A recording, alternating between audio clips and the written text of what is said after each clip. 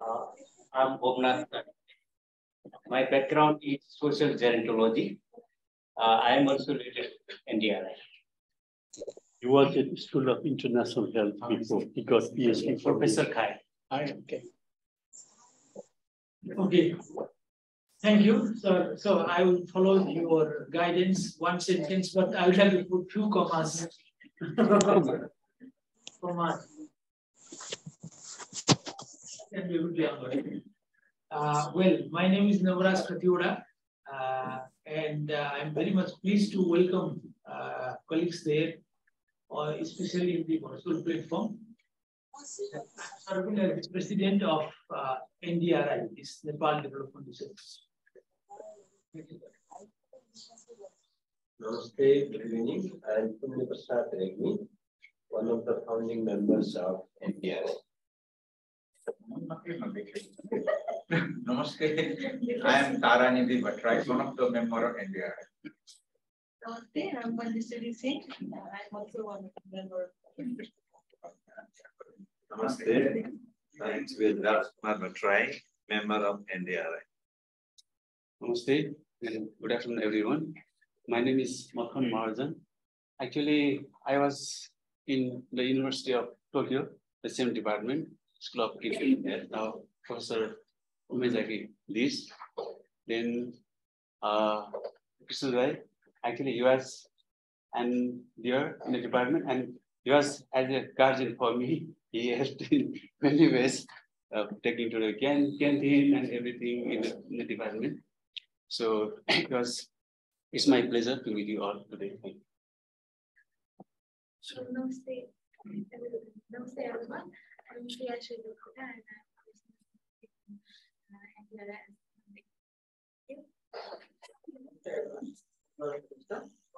Computer science graduate, and I'm working as a senior research assistant information technology. Namaste, everyone. My name is Anand Siva. I'm working as an eminent finance assistant and thank you. Namaste, everyone. I'm Ashwarya. I'm working as outreach and communications officer.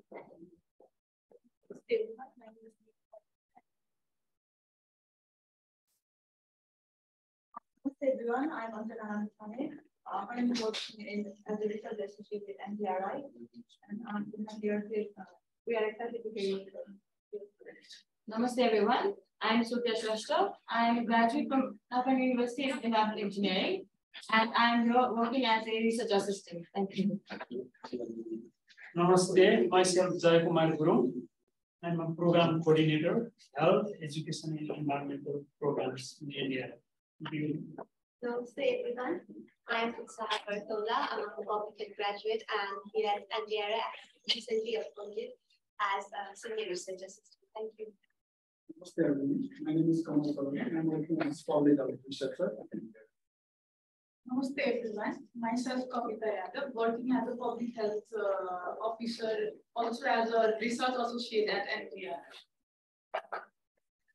Namaste, my name is Pankaj Reshmi. I'm an executive director at NDRI. Thank you very much. Now I would like to invite our colleagues who are linked to Zoom to make some quick one sentence introduction for each. Please. You please go to the gallery mode. Ruta sir, please unmute. Hello, good afternoon, namaste. Myself, Rudra Shwal, and I am one of the members of NDRI and coordinator economic unit. Thank you. Girishji. Good morning, everyone. I am Girish Raj Lamsal, and I am currently working on water and climate program in NDRI as a research associate. Thank you. Manojji.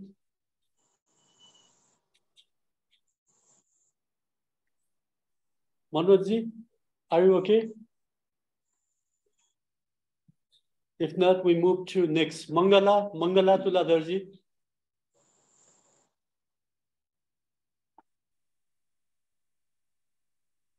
They are both muted. Sumanji. Hello?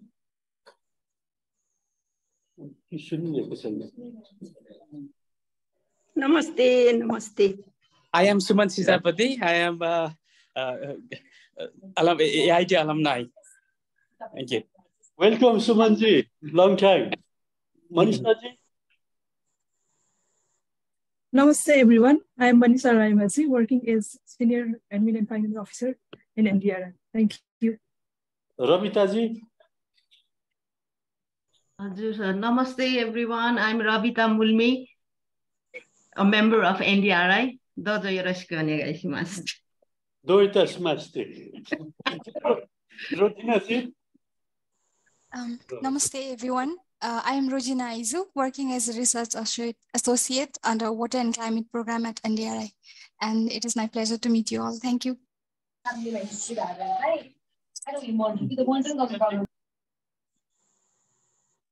Divyaji? Good afternoon, everyone. Namaste. I am Divya Lakshmi Subedi, and I'm a research associate at NDRI. Thank you.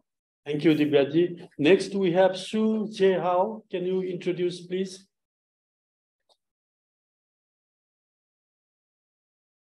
Hello, Su Jae Hao. Can you introduce yourself? He doesn't have a microphone. Okay. Okay. Thank you for joining us. Yes. So without taking more time, we'd like to use maximum time to listen from Professor Umezaki. To talk about Professor Umezaki, I think we circulated short bio already. He is currently the chairperson of the School of International Health at the Graduate School of Medicine at the University of Tokyo. And he's also the professor and head of department at the Department of Human Ecology. I had the privilege to work together with him 20 years ago, where I also met Makhanji and also Dr. Hom Chalise, who also had PhD from the School of International Health.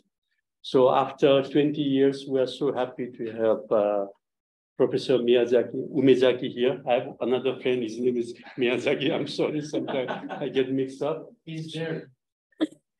Miyazaki-ji, are you there? Yeah, I'm here. Oh, thank you, Miyazaki-ji. Please forgive me. Sometime I mix up the names. No. I'm sorry. I just introduced myself, and I'm Yoshiki Miyazaki, and I'm now have been working for the Japanese consultant and the Oriental Consultants Global, and I have been involved in several projects in Nepal for a long time, and I have a very long collaboration relationship with the foundation member of the NDRI. Yeah. Thank you for giving the opportunity. Thank you, Miyazaki-ji, for joining today. So we have known each other for only about 35 years. So it's always a pleasure to be connected with you. So now I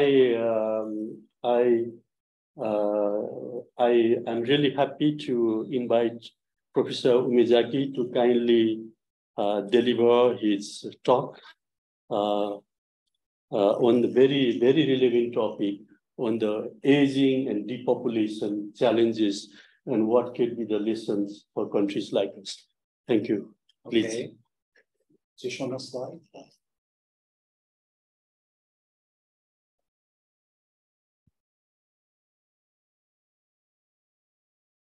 Okay, so thank you for these opportunities. And I'm surprised that so many people here to enjoy my talks.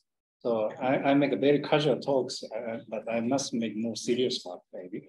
But anyway, so I want to enjoy not only just giving my talk, but discuss with you. And I want to hear what you thought about my presentations. I'm here for two purposes. So one is to conduct my surveys. So I'm head and professor of the Department of Human Ecology. Department is a small unit of research or education in my university. Usually 4 faculty and 15 graduate students are studying together. this time, so I have a project in Terai regions to investigate the maternal exposure to heavy metals on development of children. So this study was done 14 years before by my PhD student. And this year, so we did a follow-up study after 14 years. So I mean, mother who are exposed to heavy metals, particularly arsenic. So what about their children's development at adolescent age?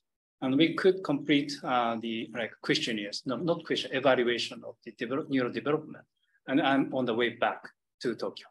Tomorrow I'm leaving. So another opportunity is I'm a chairperson of School of International Health. This is my department is one of these schools.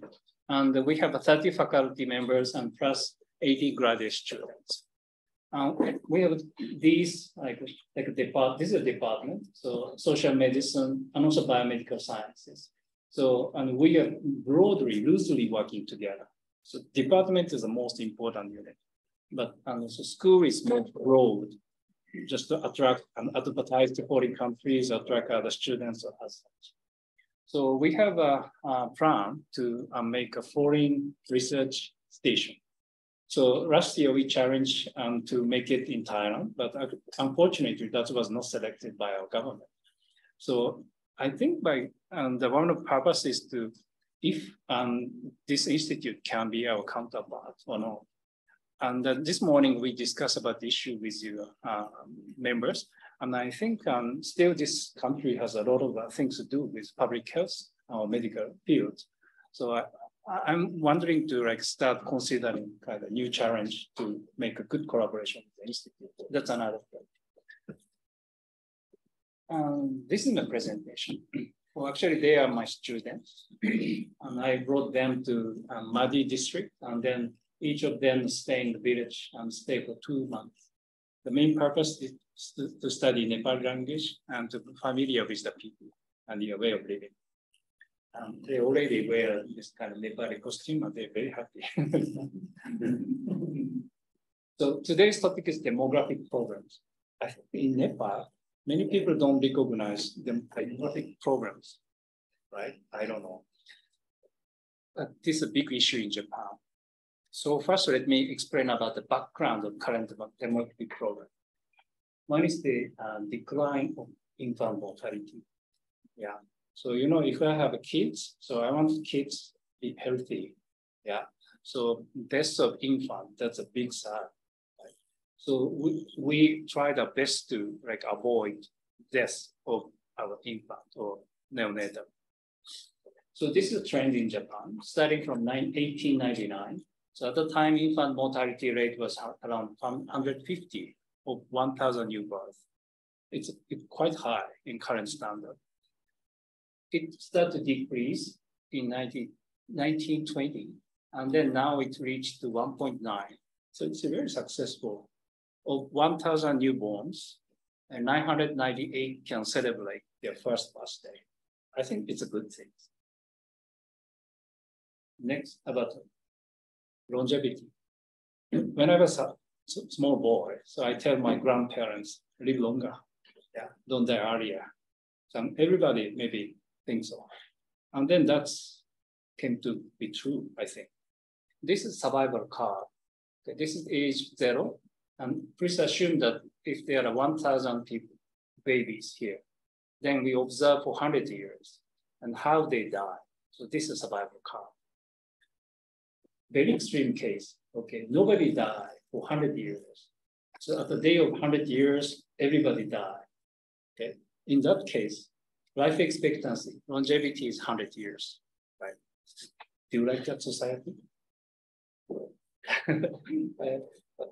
In Japan, currently, so female life expectancy is 87 years, almost close to this 100 years. So it means almost all people survive until age 65, and then mortality starts to increase slowly. Then finally, at the age of 100 or plus 105, and all people die. So that's the kind of survival curve in my society. 500 years before in Japan, or not only in Japan, but everywhere in the world, our survival curve was like this. it's the outcomes of archaeological studies. Many children die just after delivery, okay? Probably mostly because of infectious diseases. And at age 10, so the mortality become a bit stable, but still people are dying every day. And before age 50, most people disappear. Of course, there are exceptional people who survive for 100 years at the time, but that's very exceptional. Yeah. So I'm 55 years of age this year. So at that time, I'm kind of an exceptional person, long liver. Surprisingly, for the last 500 years, our longevity increased like this. Okay. That's a big success. I don't know, probably success, or at least what we wanted.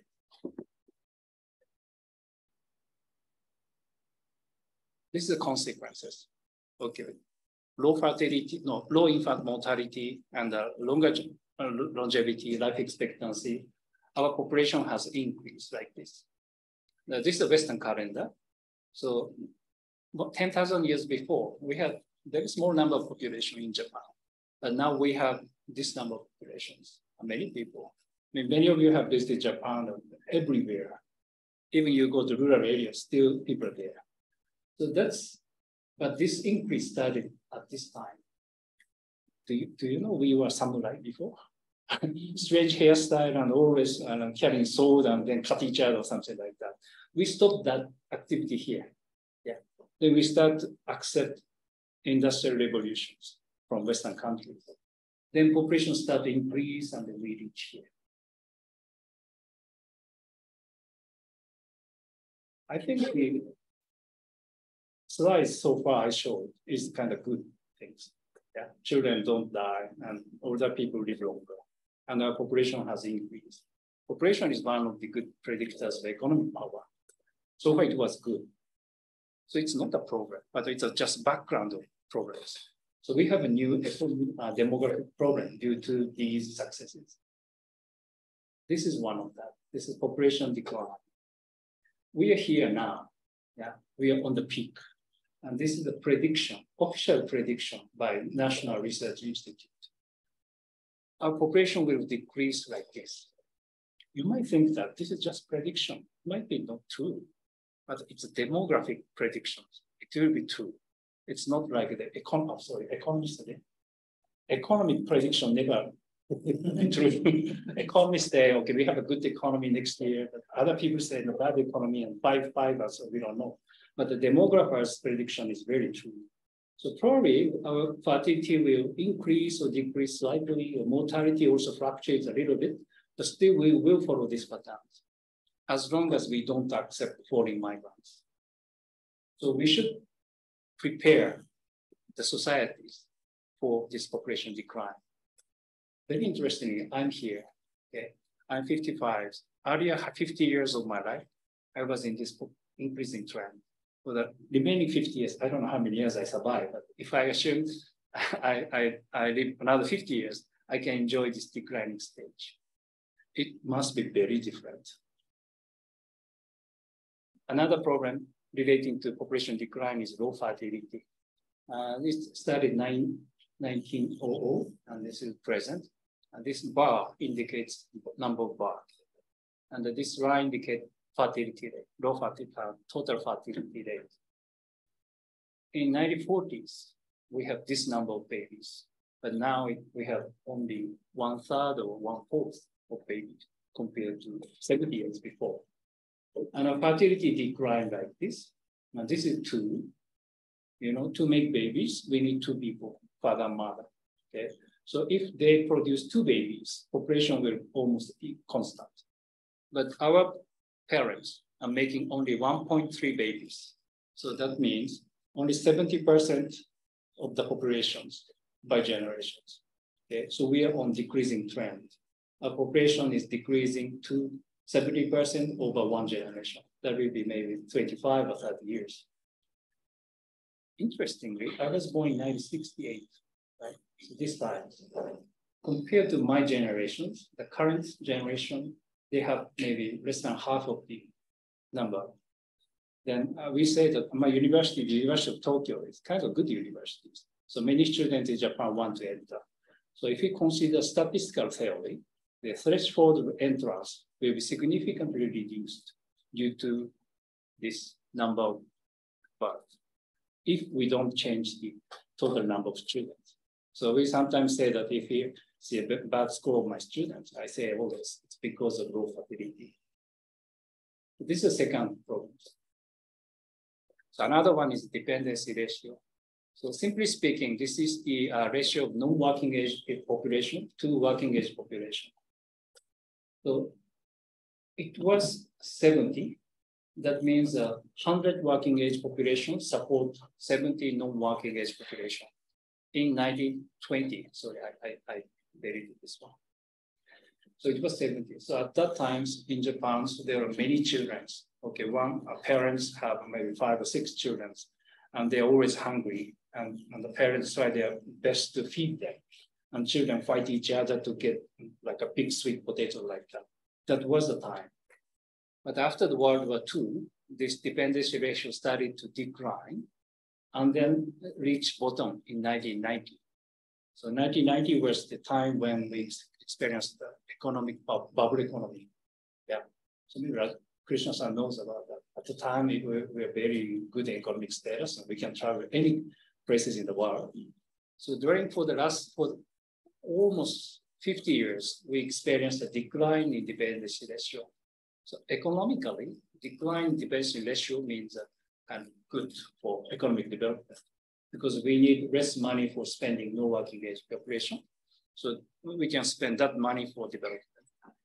So during this period, we experienced a good economic development and our income increased. I was born in 1968. So at the times, my father, when I was very small, had a small bike of 80cc of bike. Then my mother backside, and I was with my mother and 3 of my family ride on small bike. And then my brother came, and then he also joined to ride on a bike. So all 4 people ride on a bike. Then I was 6 years of age. My father bought a car, that very small 360cc small cars. But that car didn't have a back gear. So for back, so we should stay outside and we should push the car. And also that car didn't have a good wiper. So when rain comes, we should stop and wait until the rain stops. So it was like that. But after 2 years, he bought a new car. Still, it was very small, but with a wiper and the back gears. And then I remember that his car became bigger and bigger. And finally, it's like a V6 2000 or like a big cars. That really reflect this economic development of our societies. But after 1990, this trend reversed and this dependency ratio started to increase. That's because of the increase of non-working age population in terms of older population, as you see.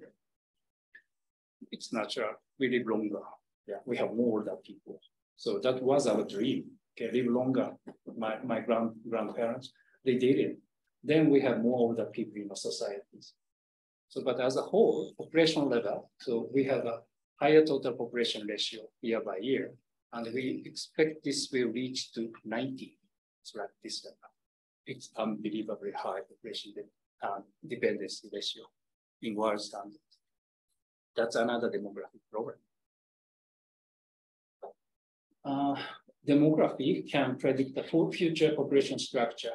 And if we assume that our age pattern of fertility and mortality will not change, so that means that our fertility will be 1.3 or around, and our life expectancy is 87 or something like that, then our population will have this structure. 50%, 55% of population is working age, and 35% elderly, and 10% young. So we are moving towards this structure. So we should design a society so as to fit this population structure. But maintaining this structure, our population will decrease. So that's the reality that we face at this moment. If you have any question, I'm happy to answer. Okay. The next topics. Now I have talked about the country level population problems. But those problems, of course, there are geographical disparities. in some regions, we have different type of demographic programs than others. So this is one of the examples. You see this island, some of the houses abandoned. This island was inhabited by around 500 people 50 years before, but nowadays nobody there. There are many such islands in Japan. Not only islands, but the rural villages in the mountains. Many of the villages just disappeared. That means nobody there. It's very different. I visited some communities in Madi, municipalities. Yeah, of course, as expected, there are many small children come around me, and it was very it looks like active. But if you visit our rural communities, mostly older people are there, even if there are some populations, and then almost no younger generations. This is he's Mr. Koganemaru. He's the last person who are living in this island, Mushima. So you see, this is a current air photographs. You see some of the houses there, but all of them already destroyed by typhoon. Only one of that house, maybe this one of his house, is maintained. And no garden. There are small gardens like this and this of his own, but all other gardens already converted to forest. So he was a JICA expert and working in foreign countries. But after the retirement, he decided to come back to his home island to sustain the home. But finally, all other people left and only he remained in this island. So I visited him and I stayed 1 or 2 nights and then asked what he saw. This is the air photographs in 1977. You see, compared to the former ones, it's really different. The island is intensively cultivated by the people. You see, there are sweet potato gardens. You see, each plot is very small. That means that they are on very steep slopes. They are paddy field. So there were 200 people there in 1977. So I think this island is fully utilized for the survival of those populations. I think this is close to the carrying capacity.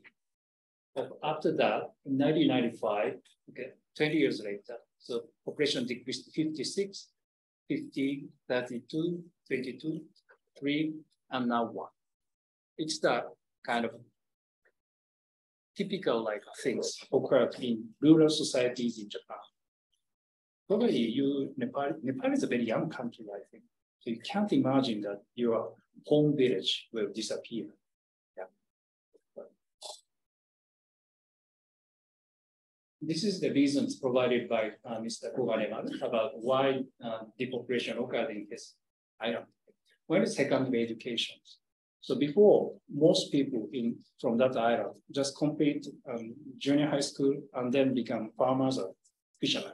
So they never go to secondary education. They do. Some very smart students go to secondary education. But nowadays, almost 100% of Japanese young people go to secondary education. So to go to high school, so they need to leave the islands. So when they leave the islands, okay, to look after, we need somebody to look after the students. They're always mother or grandmother. So grandmother or mother plus students will leave the islands together. And they don't intend to leave island permanently, but after staying for 3 years in comfortable modern lifestyles, they never come back. Second is the working opportunities. Before we ate a lot of fish. Fish was very important protein source. And nowadays we also other animal meat, so we have a different diet. So the demand to fishery decreased significantly. So they can't sustain their life just by fishing. So they need to look for working opportunity outside life. That's another reason. And so aging itself is the reason of depopulation. When we're young, we can survive anywhere. But when you're very old, we have a lot of diseases. You need the care of hospitals or doctors. There's no doctor there. So they need to a doctor very frequently. So it's inconvenient to stay in this island.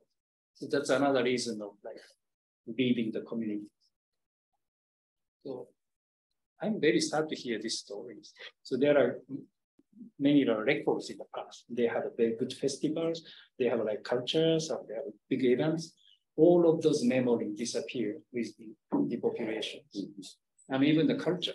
They have a kind of some of the festivals, very interesting festivals that have some strong influence of Korean Peninsula, but also that disappear. Nobody do it. That's occurring in many places in Japan. That's another problem. My concern is, because I'm studying in School of International Health, so what will be the health programs being caused by aging and depopulation? I think we should accept aging and depopulation because this is the kind of we enjoy low fertility, low mortality. And low fertility means a female can choose their own life, right? They have a right to choose not to get married, not to have babies. Okay, we respect their decisions. In the past, maybe 100 years before, we were forced to have children. Otherwise, we should divorce, something like that. But nowadays, nobody say that. Okay, it's your life. You can choose. If you want to get married, do it. If you want to have children, okay, you can have it. Low fertility is the consequences of that. So I think we should accept this aging and depopulation as a kind of a phenomenon. But we should know what will be health problems caused by that phenomenon. This is a picture of an Indian lady, Indonesian lady. So Indonesia is also a very young country. So at the national level, they don't have a population problem like us. But if you visit rural communities, only older people are there. That's because of rural urban migrations. Younger generation want more money, and they left the village and they work in urban area. So what's happening in rural areas is more or less similar with Japan. I don't know, in the Philippines, in Nepal, there are some communities with where only older people living and no young people are there. So that's what I want to hear from you later. There are many examples. This is one of the examples of my hometown, Nagasaki. I'm from Nagasaki. So this is the emergence of poor food environment during aging. Yeah. So as you see, this is a steep slope and no traffic can access to this house. There are many such places. At my generation, if I live in steep slope without any traffic access, that's okay. That's a chance of exercise. I can walk up to my house, I can walk down from house. That gives me some strength. But for the people who are 85 years or older, that's a problem. They have difficulty to go down. So to make it.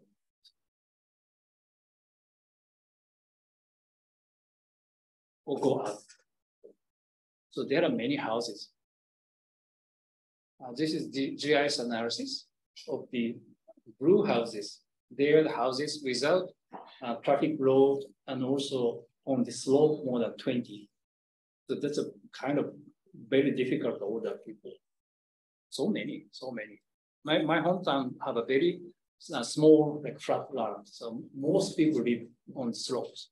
So when the country was young, it was no problem. We just enjoy good view from high places. But now most of the people are very older.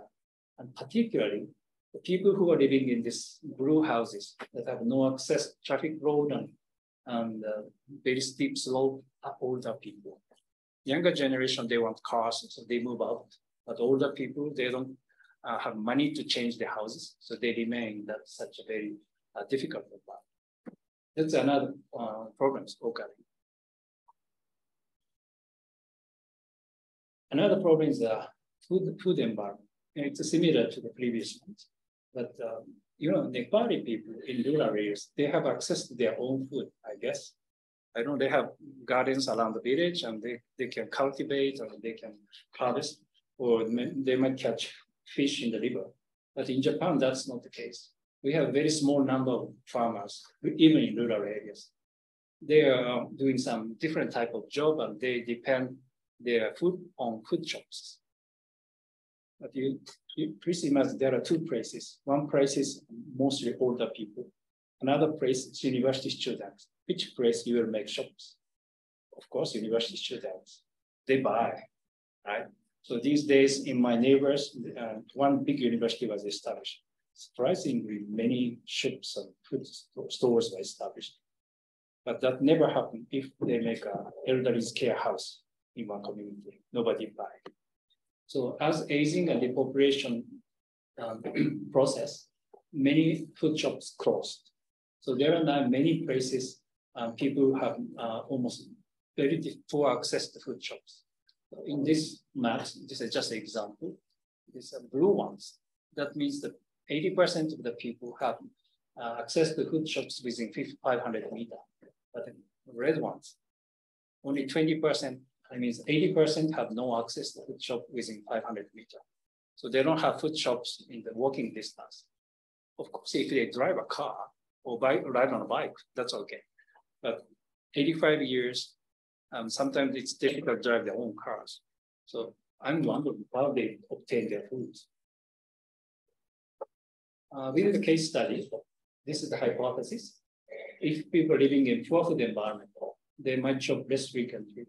Then they might think about, consider kind of foods with a preservative. Salty and sugary food can stay a long time. So they might rely more on like this sweet bread or this kind of a Japanese food that can last for a long time. The consumption of meat and fish will be less, and vegetables. Then that will result in nutritional inadequacy. It's our hypothesis. Then we did a case study here, and this is the results. Very briefly, so our finding is, yeah, as expected, people who live in poor food environment shop less frequently. And those who shop less frequently, they're deficient in nutrients such like protein, fat, and vitamin D, vitamin E, and vitamin B1. So this is the kind of nutrition program that might be caused by aging and depopulation landscapes.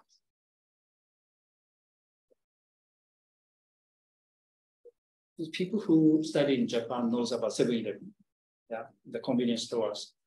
In urban areas, it's every 100 meters we can find these shops. It's really convenient. They say everything. And usually they open 24 hours. And these days, recently they started new business. Oh, I'm sorry. Okay. Mobile shops. They put freezers and refrigerators in a small car. They put all food items at these shops, and they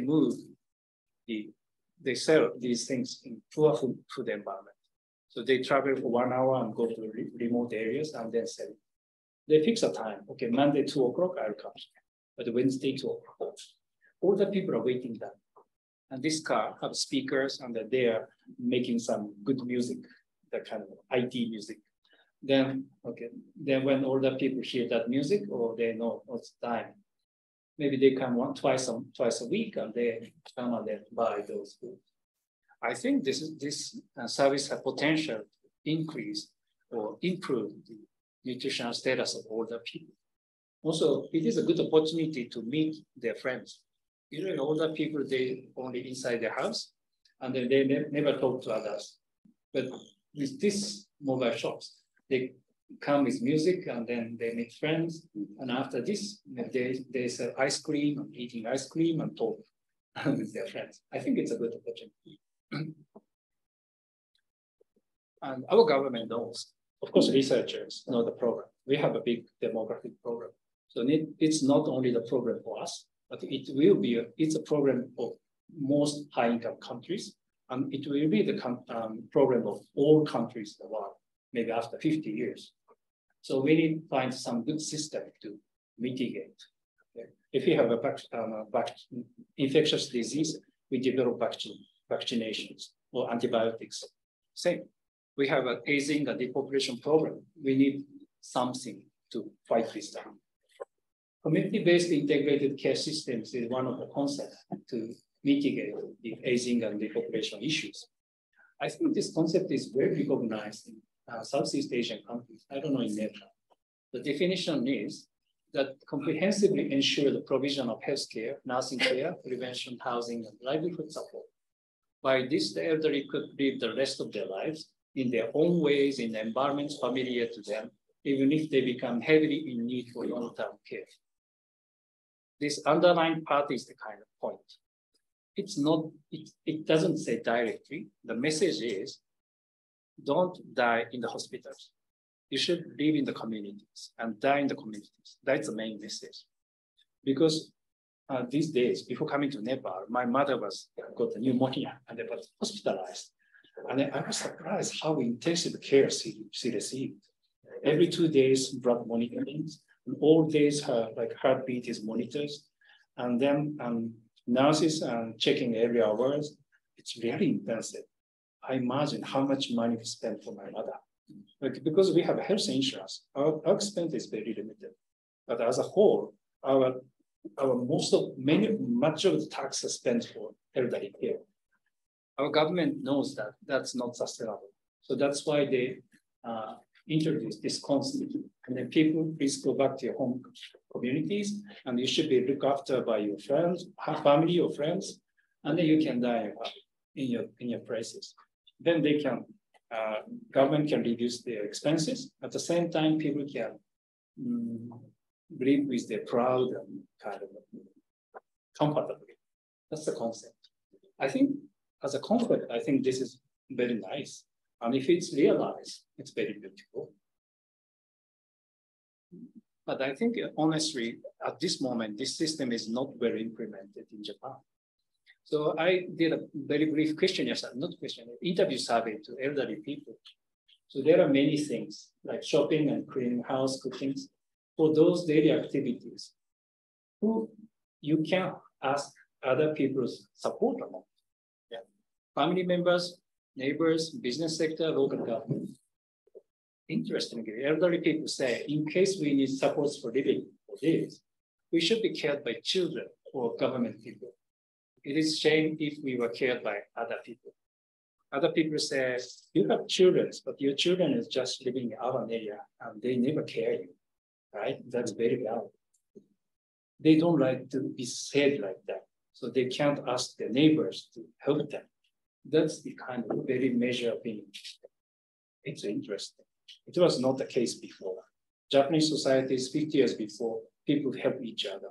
It was very obvious. But after that, please remember, we have economic development stage. At the time, we have more money every year. So government, think that, we have more money next year. So what new project we will do? Okay, what support we do to the people? So more and more new services are provided. And the people are very happy with that. But these days, it's opposite. We are losing money. So we should delete, existing project, 10 projects, which one to stop? It's a very different stage, increase and decrease. So I think the government, it's my own opinion, but government during the period of economic development, they did too nice to the people. Okay, you can go to our area. We will look after you. Okay, if your father is sick, I can look after your father in the hospitals. We will do intensive care. No need. Okay, you can just enjoy your life or something like that. So, but then their norm might change. Okay, families, children is okay, but I can't ask neighbors to help me. But then after many years, and the new concept was introduced, and then they say like this, but the people feel shame to be cared by other people. That's I can understand. It is predicted that 50% of women at age 20 will not have their grandson or daughter in their life.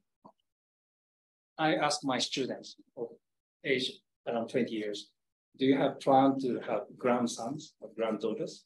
Most of students say yes, but in reality, as long as we maintain this level of fertility and marriage rate, this is the reality. So that means this is a structure. Before we had a pyramid-like demographic structure. We have a small number of older people, many children and working age. Now it's like this. We have older people, but we have a good number of children. Next stage is like this. Older people and very few children. Okay. So before, these people can help this. And now, government is helping this one. But later, government or children cannot help older people. That's a problem. I must save my money for after retirement. Otherwise, I have a son and daughter, but they might be in the United States or I don't know where. I don't assume that they can care me. Sorry to say very bad, sad story, but there are some good things also. We can live healthier. I assume that all the people who are weak should be cared. That's the assumption. Yeah, we can change that assumptions. Even at age 90, if you're very strong and drive my own car, that's very good. So according to recent studies, the age 75, physical activity of the people at 75 is equivalent to that of 65 or 50 years before. So we are 10 years younger. Yeah. So we should consider how to live healthier. So this is one evidence that our students found. And there's a so-called dietary inflammation index. That is a kind of holistic index of your diet. If you have more vegetables and diet, you have a lower score. If you have more fat and meat, then you have higher score. Of course, smoke or something like that. So our study shows, this is the indicator of everyday competence, disability. So daily activities, disability in daily activities, and disability in intellectual activity and social participation. You see DIS scores, those people who have higher DIS score means too much meat and too much smoking, too much alcohol, those people, they have maybe more than 20% higher odds risk for overall disabilities. So to live healthy over the period, we should care about our diet. Yeah, last week Dr. Pahari provided me the breakfast. That's perfect. That's very low DI. You will live longer. And this is another issue. Sorry, again, a very sad story. Mismatch between distribution of healthcare facilities and that of older people. This is a recent, my PhD student studies. Red part in Japan, they have more older people, but the less healthcare facilities. So it should be equal. Okay? Everywhere in the countries, we have equal access to healthcare facilities, but that's not the case. Particularly those in rural areas, they have bad access. So that's another reason that why they move from those rural areas to urban area where they have better access. This is last slide. This is my personal thoughts. So today's session is to introduce what we have experienced, what we face at this moment. But fortunately, you are living in a very young country. Yeah, so you can prepare. You have 50 years more until you face demographic problems that we have now. So you can start preparations. Actually, demographer knows our demographic problems in 1960s.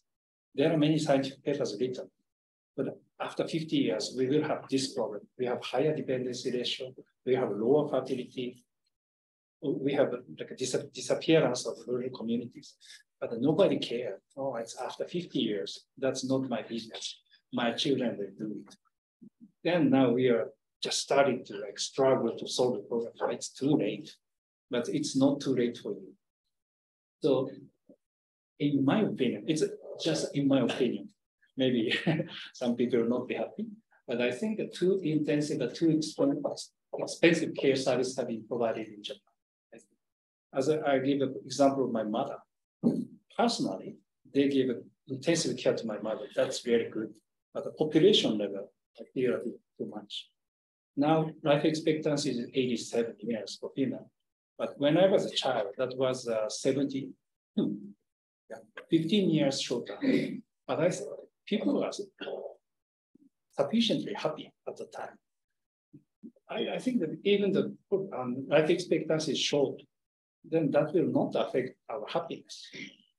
So not 87, but if that was around 85, 3 years shorter, maybe we can allocate more budget for other things or like new future generations. This is my thought. And also we already provided such good care to the people. It's become default standard. Now it's very difficult to cut the services. Yeah, so people will protest. Why you cut services to me? You provided to my father, you should provide to me. And another, resources have been too much concentrated in urban areas. Yeah, actually, it's very concentrated. University of Tokyo is in Tokyo. University of Kyoto is in Kyoto. If University of Tokyo is in rural areas, I think that's a good in the United States. We do election, yeah, but tendency that we have more older people and more proportion vote.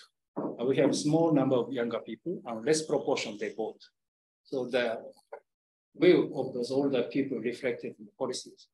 That's a very fair, but actually it's make it difficult to design this society for the future. And another issue is inequality among generations. It's very big. Older people obtain more amount pension by the contribution of younger generations. Now I think I'm paying a lot of money for as a pension of older people, but the next generation will pay for me, but they will not get their pensions probably because of the imbalance of population. It's a big generation inequality. It's recognized by younger people. So younger people sometimes don't think it's fair. So they refuse to pay tax or refuse to pay social security like cost or something like that. This is only my thought. I think it's not. This is the end of my presentation.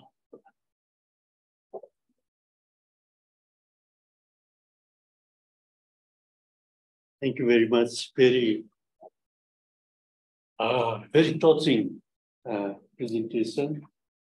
But the problem you are facing now, I think we can already sense that what might come to our society as well after a few decades.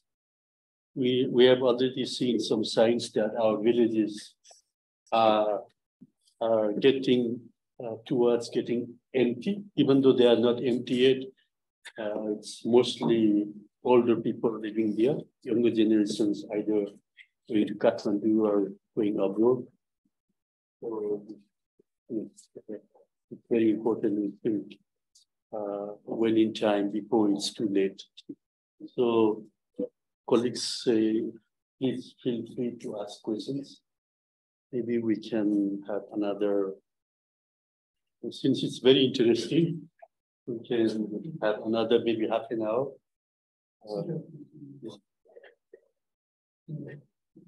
Very nice person. Mesmerizing, but also made us very serious. The story you gave, the Japan encounter from the history.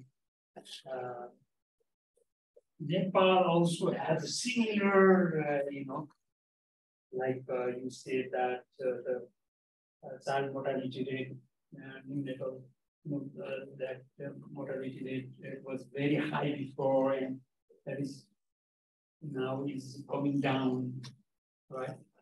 And the service the government is providing in service is getting more better, but still we have, it's not exception that people still don't reach to the birth center. It's still they deliver baby on the way or in their home, myself in our own homes, right?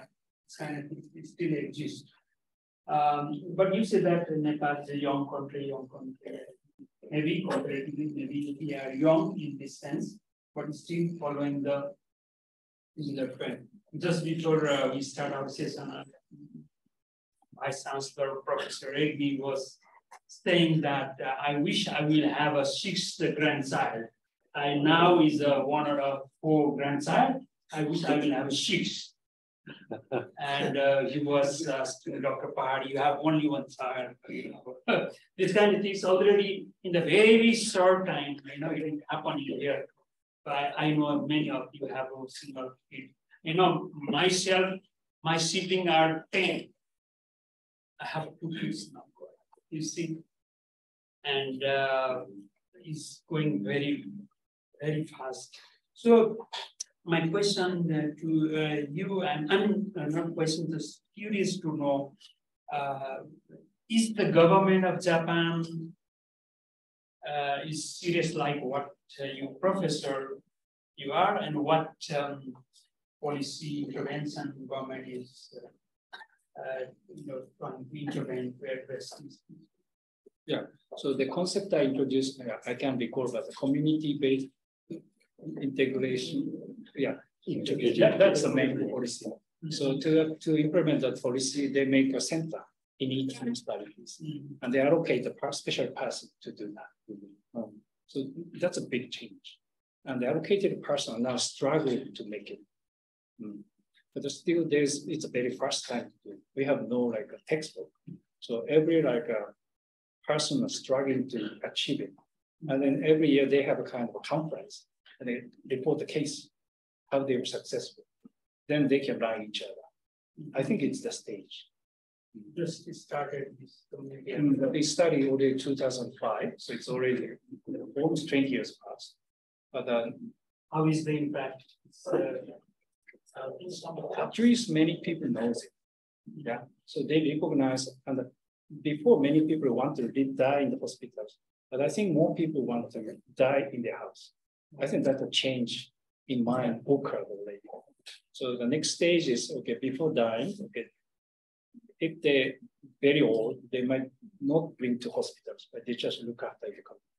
That will be the next goal, but I don't know that happens. I personally, I will bring my mother to hospitals. Thank you. So, okay, very enlightening. I think this was one of the best presentations we had in this room. Heartbroken. Thank you so much for this. Okay, I would just like to put a kind of philosophical question on this declining fertility. For example, there are many young people here, this room as well as in the if you ask a question to this, either male or female, how many kids you have? What do you think is the answer? Most likely answer. Here, now? No, yes. Maybe 3? No, the youngest. I didn't say the youngest people. Youngest one doesn't have any child. That's the point. That's the point. Yeah, the answer that's ideal number of children. Yeah. So the answer would be, I'm not yet married, or I'm yet to be married. All right. They may have some dream. No, wait. So the point is, still, I do not have much idea on Japan, what would be the answer. But at least in this country, if you ask young people who are not yet married, and by accident, if you ask how many kids you have, the answer would be, I'm not yet married, or I'm yet to be married. So the question here is, I think you made, I think in a few slides, that female can choose to have or do not have kids, right? Female. And another one, like you said, 50% of women at age 20 will not have their may not have their grandchildren. Okay.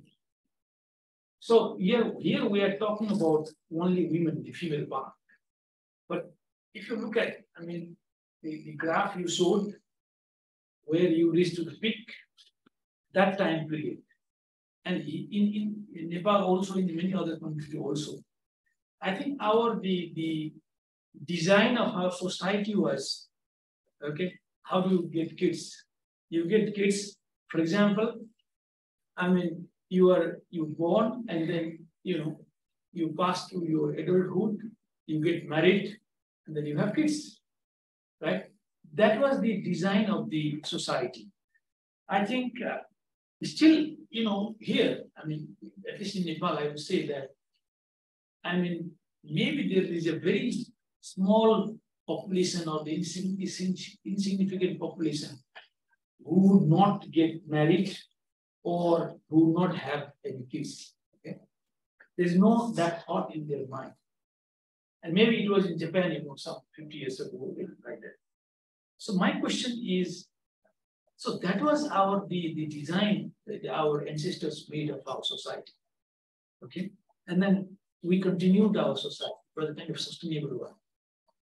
What made to change on this thought or the philosophy, right? What was that, let's say the departure, in thinking process? Maybe that is the one question. And then the question attached to this is, of course, you said that the government is putting some let's say measures or intervention, right? Political leaders are thinking on this, and maybe the universities, academia, they are doing the research. Do you think this is a kind of doable project? Can it be done? Like, can we, again have the sharp rise in the curve? Is this possible? I mean, that is the fertility increase. Yes. Okay. Thank you. Thank you. Yeah, but from second ones, we have Minister of Low Fertility. we have Minister. It's such a big program. So our target is TFR 2.1. Okay? So to achieve that, what should be done? That's the big issue. We have Minister. It's very but unfortunately, that's not the important position. Very smart person are not allocated to the list. I must say that. But so many things are done to increase fertility, but it's a big mystery. Why fertility has declined like that? Not only in Japan, everywhere in the world. It's against the biological ground theory. Okay, we are moving toward extinction. Yes, ecologically speaking, every generation's our population will decrease to 70%. Okay, near futures, Homo sapiens will disappear. So there are many researches, but no concrete answers. But for the one ground theory is the former generations, giving investment to children was the benefit in the future. But nowadays, current investment will never be our benefit, right? So that's a kind of a big ground theory that explains such low fertility, but I'm not sure. But I understand. For looking after my children, I must pay a huge amount of money for their educations, but I don't expect they will give back to me. But before, yes, if they have more children, their all the time will be secure. And also, I didn't talk about marriage, but as you said, no marriage or later marriage, that's very important cause of low fertility. There's annual, every 5 years we have a survey to ask about ideal number of children. Always they exceed 2 or even 2.5, but that's not achieved. So probably there are many constraints. So they want more children, but they don't have money. So that's why the Minister of Low Fertility provide money for people who have only one child, for example. They want to work, but nobody to look after. So we prepare daycare, and then daycare can look after. But still, fertility do not increase. But the government say that if we don't do that, okay, fertility decrease more, like South Korea. It's already 0.7, but we are 1.3. It's better. So that's because of the existence of minister. That's the explanations. Thank you. Yes, sir. Okay, so very good and mind-blowing presentation. About a couple of weeks earlier, I had been in Japan, and my objective was to go to the rural part and observe the settings of local resource mobilization and all these things. In this way, I went to the Mas and then the Ehime, Kagoshima, all those things I went, and some by train and some by bus. So my objective was to observe the Michinoikis and then the Keiritsus and all these things. That was designed to revitalize the local economies and to contribute that. And I had an observation there. It's not actually my questions, but it's my curiosity. That was one part. And the other part, I will tell you later on that part. First part about our distance is probably the questions or something like that. So how do you think, is it not that the effect of schooling about the, you see, the generation, our schooling probably having kids is some of the obligations of the parents, not that the natural rule or that is a biological something like that. So I have a doubt about this.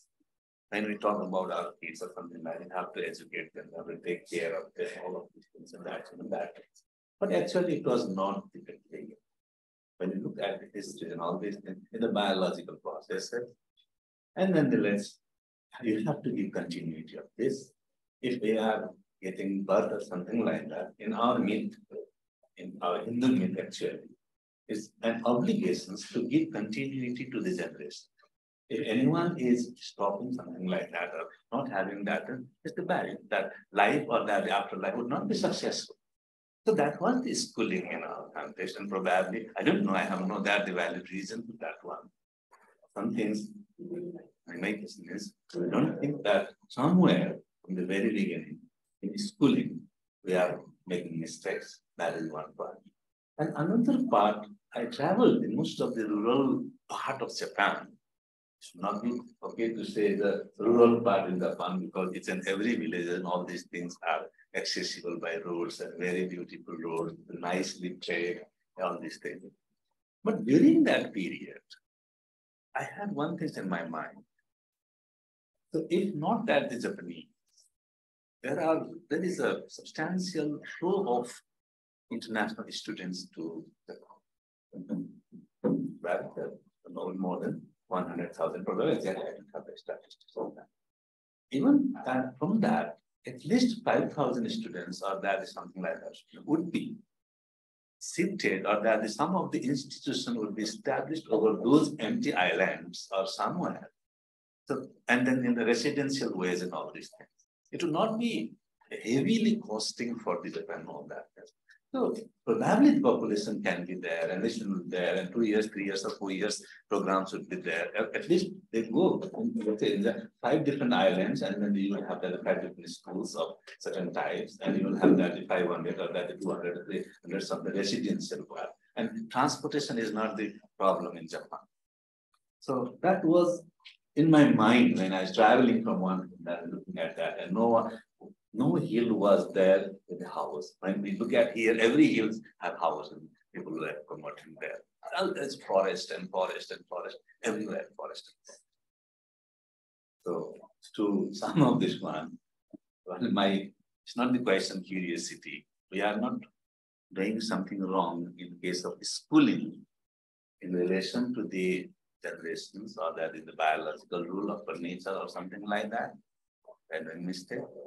Or this not probably what happens if Japan government plans at least 5 schools or 7 schools or some of the things where residential programs can be done in the empty island.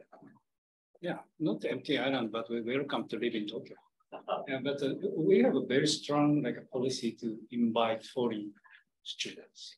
Yeah, because I'm sorry to say, but for us, students is very good human resources. Already educated and selected. I'm sorry, but we just train your best students in my university. So, and I think it's very clear that we have a policy to encourage them. For example, Polish students, they usually don't need to pay their school fee, while Japanese students are paying. And most of students got scholarships, and they can give priority living like university's accommodation like that. So, at my school, we give a lecture in English and we don't require students to speak Japanese. So more than half are from foreign countries. And the quality of students, I think it's better, I say, for Polish students compared to our own students. So in that sense, I think for me, I like to educate for Japanese foreign or anybody. But probably government are thinking to invite more foreign students to Japan, and they hope to scale societies. But as we discussed in the previous sessions, most of Nepali students come back to home countries to contribute to societies. But that's really natural. They're educated for the people. But anyway, and about the schooling, you mean the schooling in school or in family? Schooling in means not that the building or something like that. You see, it's a mix. what we are saying and what we are teaching. So our kids, it's not that I'm not talking about formal education. The concept or mindset of about the kids is to some extent considered as a responsibility. It's clearly social norm has changed. Yeah, that has been developed in the second half of this century. For example, like just an example, my grandmother, my wife's grandmother, she was very smart. She got a very good score in high school. But at that time, she was not allowed to enter to the University of Tokyo because males are there. So she'd go to women's university, for example. My mother, she said, I don't know, it's true or not. She said she got a good score, but she was supposed to get married and have children by her mother. Then she didn't go on to the university. But my wife, she graduated the University of Tokyo, and what she did is to find a good jobs. Okay, then after working several years, what she saw is what's better jobs, not to make more children. So the way of thinking is very different by generations. I don't know how that's formulated, but I think that's fair. We should not force female to get married or to have children, but they have their own right. I have experience. We all altogether 9. Siblings altogether, 6. My sisters and 3 of them. And all of the, you see, is a so-called well-educated, and then the front line, all those things.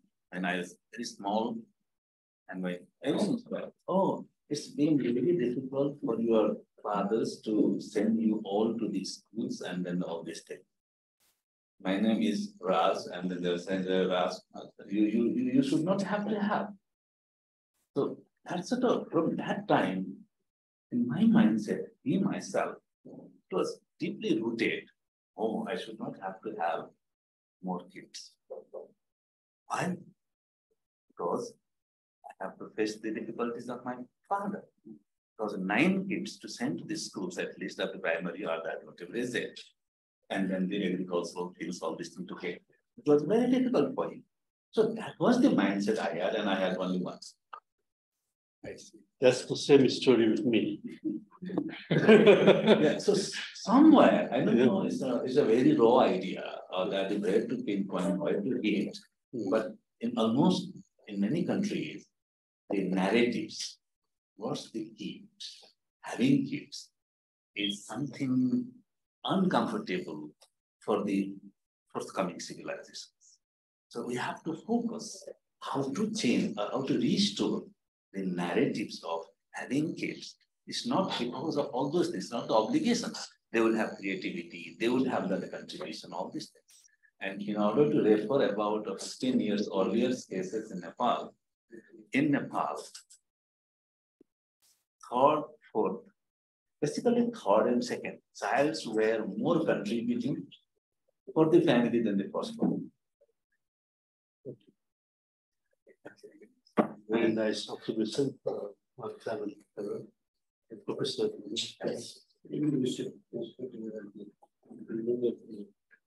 Time also. Please.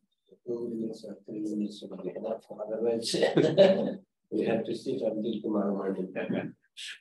Because the Professor Umezaki, you presented very relevant topic, very interesting, and I congratulate and thank you for your excellent presentation. In fact, this trail is along with the world. Similar trail in Nepal also, the same problem. When I remember, my grandfather, he had 12 siblings, and my father, he had 11, right? And my siblings, I have 7, but I produce one thing. We produce one copy. And Pahari, Mr. Pahari, and Dr. Pahari produce one, right? I think there should be a kind of punishment to those who do not produce more. policy, you know, we have to devise a policy. Maybe there should be a strict act for this. And because I was thinking, you know, they are very strong recommendation from your, you know, the findings, which I found missing. Very strong. Instead of taking the student from other countries, why don't you, you know, they encourage your, you know, the Japanese people to produce more? It's not just this, you know, taking students from other countries and, you know, I think fulfilling your the societal needs. This is not sustainable solutions as well. You know, why I am also, you know, stressing this thing is since I'm the Vice Chancellor of the university, last year only 1,700 students, you know, applied to study in our university. And before last year, 2,700. And before 3 years, 45,000. And before 4 years, there were 6,000. So this year, you know, I'm so worried, you know, Japan is taking our students, Australia is taking students. You know, Canada also, you know, they are implementing, you know, I think relaxing some of the restrictions so that they can easily go to Canada. How to stop this thing? You know, this is not justice, you know, all are the young, you know, the educated people, you know, the taking and, you know, the enjoying one country. And you know, the remaining countries who are sending in the such, you know, the very important potential of futures. These people, you know, they are very encouraged today, maybe from your presentation, to produce more children. Because we are outdated. We have no school. But these young who are participating, So I think this is a very interesting, right? Very interesting, you know, the finding applicable to all of us. But all of us, you know, it doesn't matter where we belong, this country or that country. So our, you know, I think the responsibility is to, you know, sustain our society, you know, maintaining, you know, the population ecology or other things. But that it should come with, you know, the strong regulations applicable to each country, to each society. That will be a great, you know, thing in process. That's true. So in the abstract, I say not only rural urban migration, but rural overseas migrations that can like affect the rural communities. So yeah, I agree with that. I'm sorry, but maybe we are just getting the best Nepali students in my school. But I don't know this is what we discussed, but generally speaking, Japanese professors recommend students to come back to their own countries. And then provide from Japan, a high proportion are coming. Because we have a Asia development scholarships for students. And then this obligation, students after completing master, they should come back to their own countries and contribute. We should ask them to sign. Yeah. So I think this kind of, maybe I'm talking the logic from my side, but I understand your logic. So you should prepare to protect your best human resources. Right. Not they just go run away from home. So I think to have a better participation, I would like to invite some colleagues from the Zoom for any question you might have.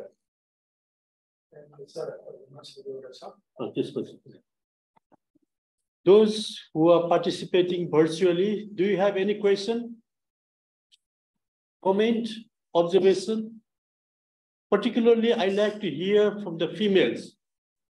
Yeah, because female, fertility is a big factor in the population dynamics. I welcome some opposite talk. Please. If you have some frustration. So nobody is speaking. So maybe, please. हुन्छ उहाँको भनेर त्यसपछि Thank you, Professor Umezaki. Very fruitful presentation, especially for me, because I am interested more on aging.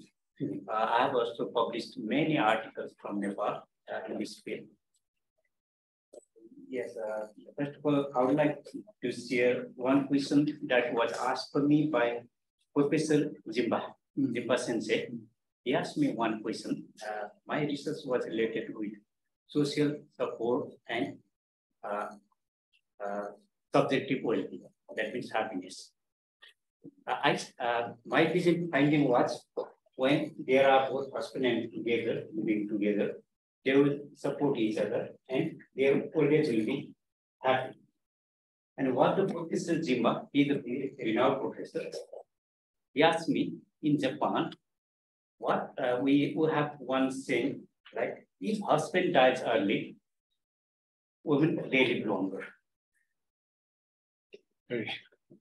He asked me why in Japan we have we generally talk in this way, but your research is just opposite. Anyway, long visit Morion, Simati Derebaxa on the Japanese society. Yeah. They say, husband, they are more shy. They disturb many things. They do not work. They always take support from wife. That was the main factor. Actually, behind that. The another part is that you tell about the situation of Japan. But when I think about Nepal, Nepal is also on the same way of Japan, on the same track. But the course is different. Your country, what I frequently write in my article, we are getting older before we'll get rich. Most of the older people in Japan, they are rich. But in the context of Nepal, most of the older people, they do not have a regular source of income. And younger generation like this, they are the waiting. That's when they will get the opportunity, like this is the age here. All of they are waiting. Even the economy of Nepal is not good. Some people of my age also, they are also frustrated and they want to leave the country now. I have many friends, they are saying, oh, I do not want to live more. I want to send my son or daughter, then I want to send some money so that I can save some money in other countries. Because we cannot see the future in this country. The main reason is our leaders, they are corrupted leaders. And in terms of, you share about the aging, health problems of aging and depopulation. And also you share about the fertility. It was 7 years ago, National Planning Commission, they have one policy making program. They made some presentation about aging and other things. But at that time, they did not focus about the fertility. When I analyzed the data of Nepal Demographic Health Survey in 2006 and 2016, within a decade, the total fertility rate of Nepal was declined by nearly 1/3. Then I asked the policymakers, why don't you focus on the declining fertility of Nepal? They did not respond to me. When they came outside, they asked, what types of nonsense question did you ask? But this time, our fertility rate in TFR is below replacement level. It is, and now I always tell them, you did not focus on the fertility. Once the fertility level goes down, we cannot reverse it. That's a trend all over the world. So our fertility rate is going down, and our population is also aging, and the aging population is more than what we have projected. And I think from the next census, the population of Nepal will start to decline. I started talking this way because our young population, they are going to abroad. Older people, they will be here in the country, and our fertility is going down. We are not prepared for the infrastructure for older people. So we are facing these types of problems that I just want to share with you. Thank you. Thank you. I have a very short, actually, it's not a question, but more I am concerned and I want to know about it. I recently read a book called Ikigai, and it talked about how Japanese people live longer because they have a purpose in their life.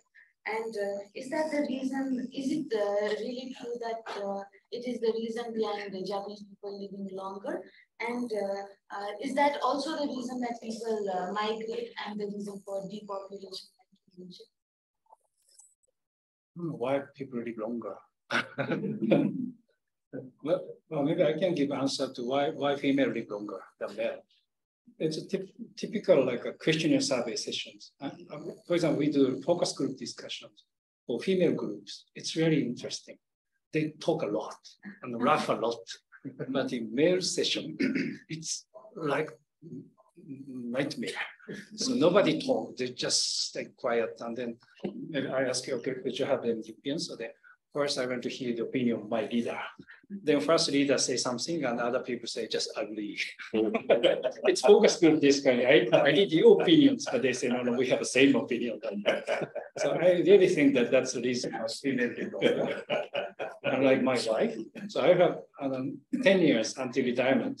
So he gave me a book. The title is Retirement. I checked. It says that females are okay. They have a lot of friends and work in the communities. They can enjoy after retirement. But males are problem. We are affiliated to some company or universities after retirement. Only the place we can go is the library. So he said that you should design your future. Okay, you have 10 years until retirement. You should know, you should design, you should prepare. Am I answering question? So, other questions? Shreyaji, still is to Karan Bagu.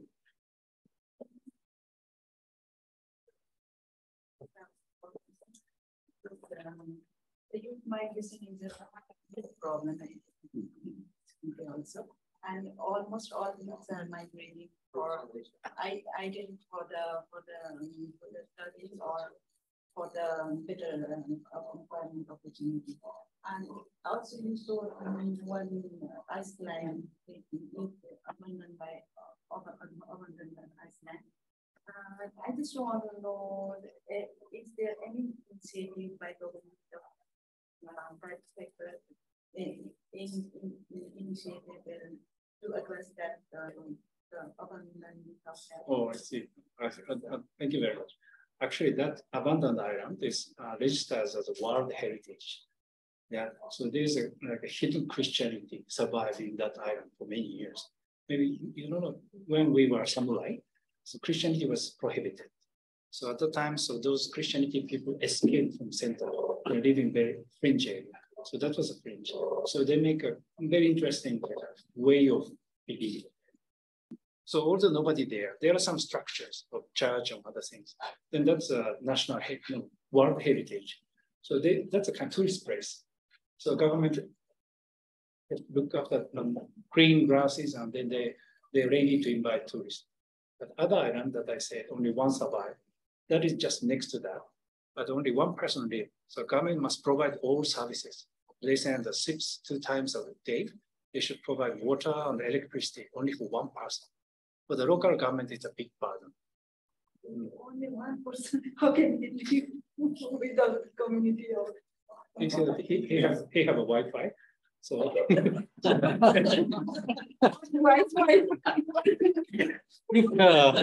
in Nepal, in case of women, if there is TikTok, they can live alone. That's the yes. So anyway, I think we had quite some discussion. So if anybody doesn't have any burning question, I would like to share some thoughts from myself. and then probably our president will say something before closing. For me, personally, I found this presentation very enlightening and inspiring. It has some practical aspects. For example, the problem you have in Japan, I think we are following similar trajectory. We are not there yet, but we already see some signs. And then, as Dr. Salis mentioned, we are facing these problems soon before we are rich.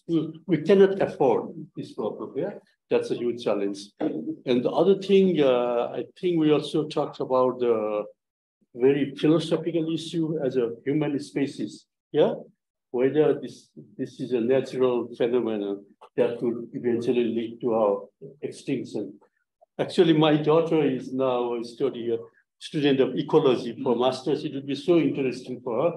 So, I think she will listen to the recording later on. So it is really indeed a very interesting philosophical question. Unless we do some intervention, probably, this will get pose some real challenge to our species, humankind as a whole. Then there was also some issue talk about the purpose of life. Yeah, why do you want to live longer? Huh? That's very interesting thing. I tell many young people who like to settle abroad, the purpose of life is not only to have a nice car or to get some few $1,000s a month. After a while, it becomes boring. Yeah, so you should have some purpose of life so that you could be useful to your society. Yeah, I think maybe that is working in Japan for people who live longer. They are very peaceful in general, very disciplined. We also have traditionally this purpose of life, spirituality, that is actually making people aspiring to live longer so that they can be useful to the society. Even though we are losing many parts of it because of this so-called modernization. And then we also talked about this migration, yeah, from countries like ours to developed countries, which is not a good solution either for the developed countries or ourselves. It's maybe temporary fix, but it's not sustainable as a humanity. We have to find a solution that works for everybody. So with this, I would like to thank everybody for your participation, particularly to Professor Umezaki. Now I'd like to invite Dr. Katibada to share some remarks before closing. Okay, thank you so much. I think we have a colleague there. You asked. Is anybody? Zhu Jane Hao. I think other people look familiar to me, but his ID. Probably one of his students. Yeah, he's my student. Oh, okay. Joining from Japan? Yeah. Oh, okay, good. Thank you. And I would first like to thank all the participants who joined from the Zoom in the virtual platform, as well as all the colleagues here who joined and listened to this presentation. And I would also highly appreciate Professor Umezaki's lecture this afternoon. It's very wonderful. And what I would like to do now is, I think your vision of doing research in Chittor, in Madi area, where these two wonderful students are working. And I think that's sorry, not that student. No, other students. Those students are not here. Yeah. He's in the picture. Yeah. We saw in the picture. Oh, the picture. I was talking about the photograph. Oh, yes. Yeah. They were wearing the Yes. So I really appreciate the adaptation, like they're wearing the Nepali costumes and then they're in the, place there. They're like guest member. They're staying in the house and like that. So that sort of dedication, to do the research is really wonderful. And I really appreciate that. I really appreciate for designing this history. And this shows that there are a lot of, let's say, research topics in Nepal. Because, we have got the biodiversity, the different climate, different geographical regions, and different communities. We still have some communities, okay, in Surkhet and Doile. They are not living in the villages or cities, they are living in the forest. Okay. So you can imagine, okay, they are still in the forest. So the point is, and they are, not taking any sort of the state, benefits, okay, right? So I think there is a big chunk of how they are doing, how natural they are doing, what is their feeling about the fertility, for example, okay, right? So that sort of thing, I think we can learn from them.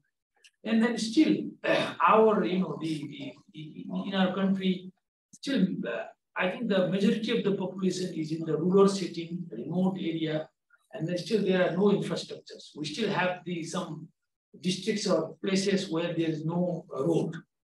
Okay? They have to commute by walking. So the communities are still there. So my point is, I think there are a lot of things to learn from them, and then do the research there. What is there? Maybe we can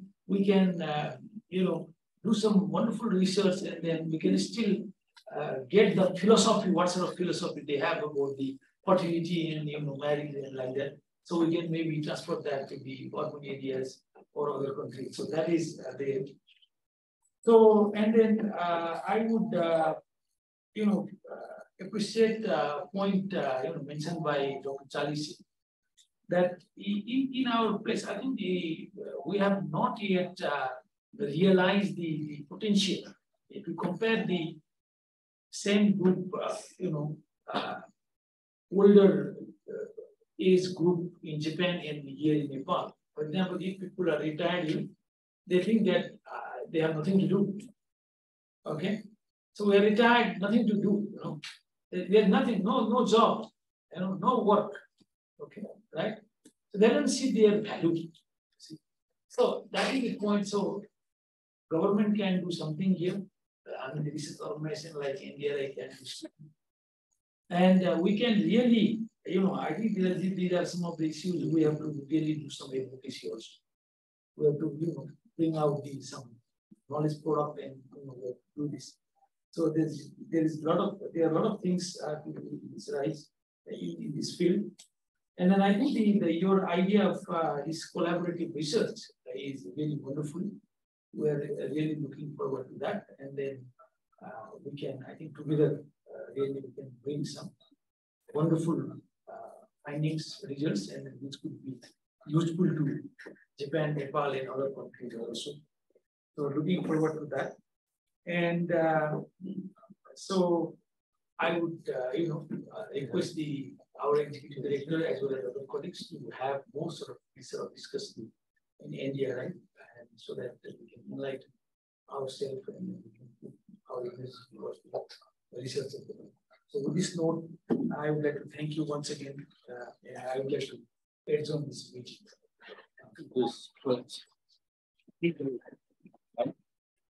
So before you adjourn the meeting, but before actually adjourning, I don't know what to call. Before we depart, there are few things. So may I request our president to present some souvenir to thank you. Small souvenir.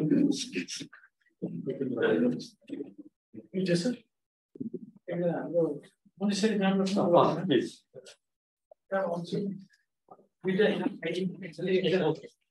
Because there has to be a central balance.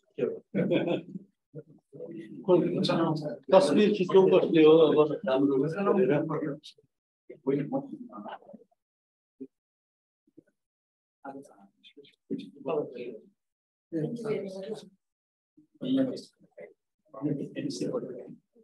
This is to appreciate, and then honor. Okay, so these are traditional. This is made from our traditional, this handloom I don't know whether this is handmade or not, but these are handmade. So this is what I would like to